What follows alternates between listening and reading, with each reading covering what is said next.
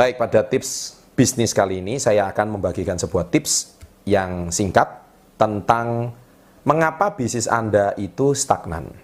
Bagi Anda saat ini yang sedang memulai usaha, bagi Anda yang saat ini sedang memiliki usaha yang cukup mapan atau usaha yang sudah cukup berhasil, pasti ada fase-fase atau masa-masa di mana bisnis Anda itu cenderung tidak bisa maju. Baik itu dari segi omset, atau mungkin bisnis Anda itu sedang bagus-bagusnya, tapi kok sepertinya profitnya itu termakan, entah lari kemana, dan sebagainya. Nah, itu masih terlalu luas kalau kita mau bahas. Tetapi pada tips kali ini, saya akan membahas tentang mengapa bisnis Anda itu tidak kunjung maju dalam beberapa bulan belakangan, bahkan mungkin beberapa tahun belakangan. Nah, di sini saya mempunyai dua alasan utama mengapa bisnis itu tidak bisa maju.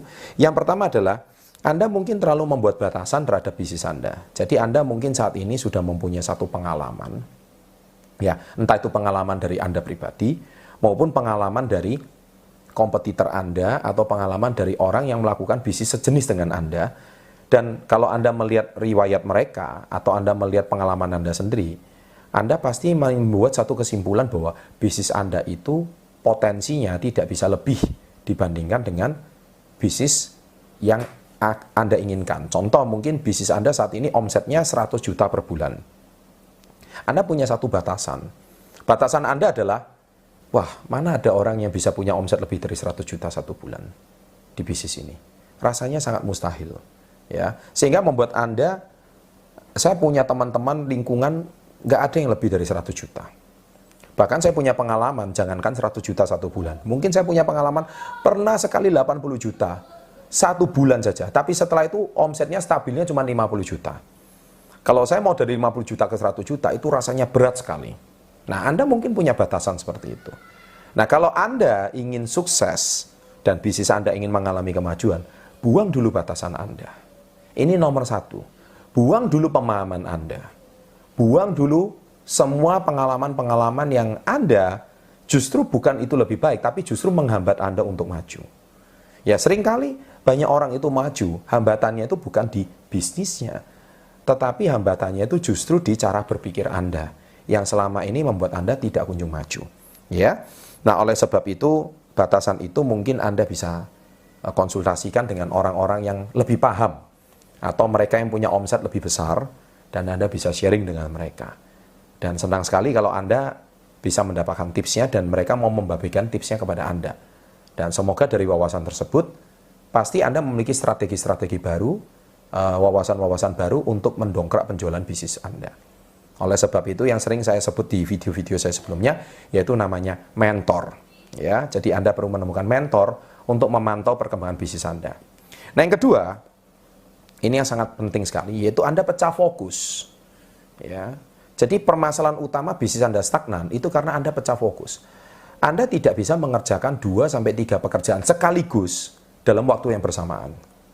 Contoh, ya, kita perhatikan pebisnis besar dari Jepang bernama Soichiro Honda. Ya, saya juga tulis di buku saya Badai Pasti Berlalu, kisah hidupnya. Soichiro Honda itu selama hidupnya sejak Perang Dunia di di Jepang usai, dia bagaimana menggunakan sebuah dinamo kumparan yang kecil, dia bisa menyulap menjadi sebuah kendaraan bermotor. Dan setahu saya, Honda hari ini bisa menjadi merek yang begitu terkenal dan mendunia karena pemiliknya, dia cuma fokus pada satu bidang, yaitu otomotif. Saya nggak pernah dengar Honda itu pindah bisnis ke properti, atau Honda pindah bisnis lagi ke bidang olahraga, atau Honda pindah ke bidang real estate atau perhotelan contohnya, atau ke bidang alat-alat kimia. Itu dia nggak pernah lakukan, tapi dia cuma fokus di otomotif dan di brand yang sama. Nah, banyak orang ketika dia sudah mencapai keberhasilan tertentu, mencapai omset tertentu, dia sudah mulai nyaman, dan akhirnya dia pengen mencoba dunia yang lain atau bidang yang lain, dan seringkali bisnis yang sebelumnya dia sudah kembangkan, itu tidak ada korelasinya atau hubungannya dengan bidang baru yang dia kerjakan. Nah, kalau Anda mau bisnis Anda terus bertumbuh, tidak salah kalau Anda mau buka bisnis yang lain, tetapi harus ada hubungannya dengan bisnis sebelumnya. Contoh, kalau Anda bisnis sebelumnya itu di bidang alat-alat makan makanan hewan contohnya, ya Anda harus mencari korelasinya atau hubungannya. Anda mungkin bagaimana berbisnis, contoh menjual hewannya sendiri mungkin, atau Anda juga mencari apa yang hubungannya yang mendukung pada bisnis Anda yang utama. Nah, ini sangat penting. Bagaimana orang yang sudah di kuadran B, dia harus tetap fokus di kuadran B-nya, di mana bisnisnya sudah berbasis sistem, sudah berjalan dengan baik, dan jangan salah, Anda itu jangan sampai turun kembali ke kuadran S. Ya, di mana Anda itu akhirnya bisnis Anda yang sudah otomatis berkembang, Anda mungkin sudah autopilot bisnis Anda, tapi Anda mungkin malah mencari kesibukan dengan cara membangun bisnis baru di kuadran S. Itu sudah salah besar.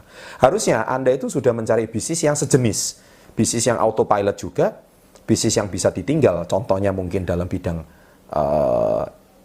bisnis yang sudah berbasis sistem, sudah memiliki sistem, bisnisnya sudah berjalan dengan baik. Anda harus mencari bisnis yang sudah dikelola dengan baik. Dan baru Anda naik ke step berikutnya, yaitu kuadran I atau investor. Jangan sampai Anda justru malah waktu Anda terpecah fokus ke kuadran S, sehingga bisnis Anda yang sebelumnya belum beroperasi dengan baik, Anda sudah mau menjalankan bisnis yang lain. Anda contoh bisnis roti, Anda tinggalkan mencari bisnis alat pancing contohnya. Kalau Anda bisnis rotinya udah jalan, ya cobalah bangun kafe. Kalau kafenya udah jalan, cobalah. Mungkin Anda sekarang bisnis catering. Pokoknya yang ada hubungannya dengan makanan. Itu baru bisnis Anda bisa berjalan dengan lebih besar. Ya, itulah salah satu faktor kenapa bisnis Anda stagnan. Nah, semoga dengan tips kali ini Anda punya satu wawasan baru, dan Anda juga bisa mempunyai satu gambaran baru, dan semoga bisnis Anda mengalami pertumbuhan seperti yang Anda inginkan.